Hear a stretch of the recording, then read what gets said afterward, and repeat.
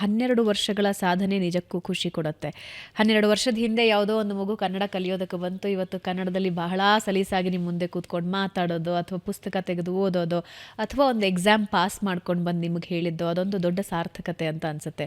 ವೈಯಕ್ತಿಕವಾಗಿ ಮತ್ತು ಒಬ್ಬ ಕನ್ನಡಿಗನಾಗಿ, ಕನ್ನಡ ಸಂಘದ ಅಧ್ಯಕ್ಷನಾಗಿ ಅದೊಂದು ದೊಡ್ಡ ಹೆಮ್ಮೆ ಅಂತ ಅನಿಸುತ್ತೆ. ಆದರೆ ಇದು ಮುಂದುವರೆದ ಭಾಗದಲ್ಲಿ ಏನಾದರೂ ಕನಸುಗಳಿವೆಯಾ? ಹೀಗಿದ್ದೊಂದೇನೋ ಮಾಡಬೇಕು ಕನ್ನಡ ಪಾಠಶಾಲೆ ವಿಷಯದಲ್ಲಿ ಅಂತ? ಖಂಡಿತ ಮೇಡಮ್. ಈಗ ಇದನ್ನು ಒಂದು ಸಂಘಟನೆ ನಡೆಸ್ತಾ ಇದ್ದೀವಿ ನಾವು. ವಾಲಂಟ್ರಿ ಆರ್ಗನೈಸೇಷನ್ ನಾವು ನಡೆಸ್ತಾ ಇದ್ದೀವಿ. ಇದು ಎಷ್ಟು ಕಾಲ ನಡೆಯೋದಕ್ಕೆ ಸಾಧ್ಯ ಅನ್ನೋದು ಕೂಡ ನನ್ನ ಒಂದು ಮನಸ್ಸಿನಲ್ಲಿ ಬರುವಂಥ ಒಂದು ಸ್ಟ್ರಗಲ್ಸ್ ಇದ್ದೇ ಇದೆ. ಪ್ರತಿ ವರ್ಷವೂ ಕೂಡ ಶಾಲೆ ನಡೆಸಬೇಕು ಅಂದರೆ ಒಂದಷ್ಟು ರಿಸೋರ್ಸಸ್ ಬೇಕಾಗುತ್ತೆ. ಎಲ್ಲ ಸಪೋರ್ಟರ್ಸ್ ಇದ್ದಾರೆ. ನಮ್ಮ ಕನ್ನಡ ಪಾಠಶಾಲೆಗೆ ಮಹಾಪೋಷಕರಾಗಿ ಪ್ರವೀಣ್ ಶೆಟ್ಟಿ ಅಂತಿದ್ದಾರೆ, ಮೋಹನ್ ನರಸಿಂಹಮೂರ್ತಿ ಅವರಿದ್ದಾರೆ, ಅಡ್ವೈಸರ್ ಆಗಿ ಮೊಹಮ್ಮದ್ ಮೂಳೂರು ಅಂತಿದ್ದಾರೆ, ಮತ್ತು ಡೇವಿಡ್ ಫ್ರಾಂಕ್ ಫರ್ನಾಂಡಿಸ್ ಅಂತ ಡಾಕ್ಟರ್ ಅವರು ಕೂಡ ಇದ್ದಾರೆ. ಸೊ ಈ ರೀತಿ ಅಲ್ಲಿನ ದಿಗ್ಗಜರು, ಸಮಾಜದಲ್ಲಿ ಗಣ್ಯರು ನಮ್ಮ ಸಪೋರ್ಟಿಗೆ ಇದ್ದಾರೆ. ಅವ್ರು ಗೈಡ್ ಮಾಡ್ತಾರೆ. ಅದ್ರ ಜೊತೆಗೆ ಇದನ್ನು ಎಷ್ಟು ಕಾಲ ನಡೆಸ್ಕೊಂಡು ಹೋಗ್ಬೋದು ಅಂದಾಗ ನಾನು ಪ್ರಯತ್ನ ಮಾಡ್ತಿರೋದೇನು ಅಂದರೆ, ಕನ್ನಡವನ್ನು ಅಲ್ಲೇ ಶಾಲೆಗಳಲ್ಲಿ ಯಾಕೆ ಕಲಿಸ್ಬಾರ್ದು ಅಂತ. ಕಲಿಸಿದಾಗ ಏನಾಗುತ್ತೆ, ಆ ಮಗು ಓದೋ ಶಾಲೆಯಲ್ಲಿ ಒಂದು ಕನ್ನಡದ ಸಬ್ಜೆಕ್ಟ್ ಬಂದರೆ ಕಲಿಸ್ಬೋದು. ಅದಕ್ಕೆ ತೊಂದರೆ ಏನೂ ಇಲ್ಲ.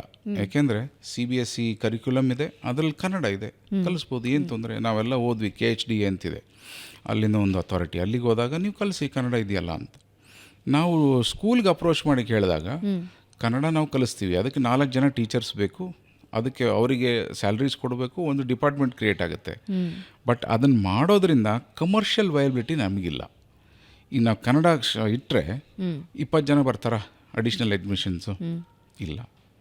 5 ಜನ ಬರ್ತಾರಾ? ಅದೂ ಇಲ್ಲ. ಯಾಕೆಂದರೆ ನಮ್ಮ ಕನ್ನಡಿಗರ ನಿರಭಿಮಾನತೆ ಏನಿದೆಯಲ್ಲ, ಅದು ದೊಡ್ಡ ಸಮಸ್ಯೆ ಆಗಿರೋದು. ಬೇರೆ ಯಾವ ಸಮಸ್ಯೆನೂ ಇಲ್ಲ. ಸೊ ಹಾಗಾಗಿ ಏನಾದರೂ ಮಾಡಿ ಅಲ್ಲೊಂದು ಶಾಲೆಯಲ್ಲಿ ಕನ್ನಡವನ್ನು ಸಬ್ಜೆಕ್ಟಾಗಿ ಮಾಡಿದರೆ ಕನ್ನಡ ಕಲಿಬೇಕು ಅನ್ನೋರು ಆ ಶಾಲೆಗೆ ಸೇರುವಂಥ ಒಂದು ಪರಿಸ್ಥಿತಿ ನಿರ್ಮಾಣ ಆಗೋ ಸಾಧ್ಯತೆ ಇದೆ. ಅದಕ್ಕೆ ಪ್ರಯತ್ನ ಮಾಡ್ತಾಯಿದ್ದೀವಿ. ಅದರ ಜೊತೆಗೆ ಈ ಕನ್ನಡ ಅಭಿವೃದ್ಧಿ ಪ್ರಾಧಿಕಾರ ಕೂಡ ಇದನ್ನು ಪ್ರಮೋಟ್ ಮಾಡಬೇಕು ಮಕ್ಕಳಿಗೆ ಅಂಥೇಳಿ ಅವರೊಂದು ಸರ್ಟಿಫಿಕೇಟ್ ಕೊಡ್ತಾರೆ. ನಾವು ಮಾಡೋ ಎಕ್ಸಾಮ್ಗಳಿಗೆ ಕನ್ನಡ ಅಭಿವೃದ್ಧಿ ಪ್ರಾಧಿಕಾರ ಒಂದು ಪ್ರಮಾಣ ಪತ್ರ ನೀಡುತ್ತೆ. ಅದನ್ನು ಪ್ರತಿ ವರ್ಷವೂ ಕೂಡ ಸಮಾರಂಭ ಮಾಡಿ ನಾವು ಆ ಮಕ್ಕಳಿಗೆ ಒಂದು ಮೆಡಲ್ ಹಾಕಿ ಸರ್ಟಿಫಿಕೇಟ್ ಕೊಟ್ಟು ಉತ್ತೇಜನ ಕೊಡ್ತೀವಿ. ಈ ಕಲ್ತ್ರೆ ಇದೆಲ್ಲ ಮಾಡ್ತಾರೆ ಅಂಥೇಳಿ ಒಂದು ಗ್ಲೋರಿ ಅವರಿಗೆ. ಅದನ್ನು ಮಾಡ್ತೀವಿ. ಆದರೆ ನಮ್ಮ ಪ್ರಶ್ನೆ ಏನು ಅಂದರೆ, ಆ ಸರ್ಟಿಫಿಕೇಟ್ ಹಿಡ್ಕೊಂಡು ಆ ಮಗು ಇಲ್ಲಿಗೆ ಬಂದಾಗ ಮತ್ತೆ CBSEನಲ್ಲಿ ಕನ್ನಡ ಎಕ್ಸಾಮ್ ತೊಗೊಳ್ಳಿ ಅಂತ ಹೇಳ್ತೀರಿ. ಏನರ್ಥ? ಆ ಮಗು ಅಲ್ಲಿ 6 ವರ್ಷ ಓದಿದ ಮೇಲೆ ಮತ್ತೆ ಕನ್ನಡ ಎಕ್ಸಾಮ್ ಯಾಕೆ ಬರೆಸ್ತೀರಿ? ಈ ಒಂದು ಪ್ರಶ್ನೆಯನ್ನು ನಾವು ತೊಗೊಂಡು ಇವ್ರ ಹತ್ರನೂ ಹೋಗಿದ್ದೀನಿ. ಮಧು ಬಂಗಾರ್ ಅವ್ರ ಹತ್ರ ನಾವು ಕೊಟ್ಟಿದ್ದೀವಿ. ಡಾಕ್ಟರ್ ಆರತಿ ಕೃಷ್ಣ ಅಂತಿದ್ದರು, ಅವ್ರಿಗೂ ಕೊಟ್ಟಿದ್ದೀವಿ. NRI ಫಾರ್ಮ್ ಚೇರ್ಮನ್ ಆಗಿದ್ದರು. ಮತ್ತು ಕರ್ನಾಟಕ ಎಜುಕೇಷನ್ ಬೋರ್ಡ್ಗೂ ಕೂಡ ನಾನು ಹೋದೆ. ಅಲ್ಲಿರೋ ಡೈರೆಕ್ಟ್ರನ್ನೂ ಕೂಡ ಮೀಟ್ ಮಾಡಿ ಕೇಳಿದೆ. ಅವ್ರೇನು ಹೇಳ್ತಾರೆ, ನಾನು ಎಕ್ಸಿಕ್ಯೂಷನ್ ಬಾಡಿ, ಇದನ್ನು ಲೆಜಿಸ್ಲೇಟಿವ್ ಬಾಡಿ ಏನಿದೆ ಗೌರ್ಮೆಂಟು, ಅವರು ಲೆಜಿಸ್ಲೇಚರ್ ಮಾಡಲಿ, ನಾವು ಫಾಲೋ ಮಾಡ್ತೀವಿ, ನಮಗೇನು ತೊಂದರೆ ಇಲ್ಲ ಅಂತ ಹೇಳ್ತಾರೆ. ಈಗ ಸರ್ಕಾರದಿಂದನೇ ಒಂದು ಕೆಲಸ ಆಗಬೇಕು. ಗಮನ ಸೆಳೆಯುವಂಥ ಪತ್ರಗಳನ್ನು ಕೊಟ್ಟಿದ್ದೀವಿ.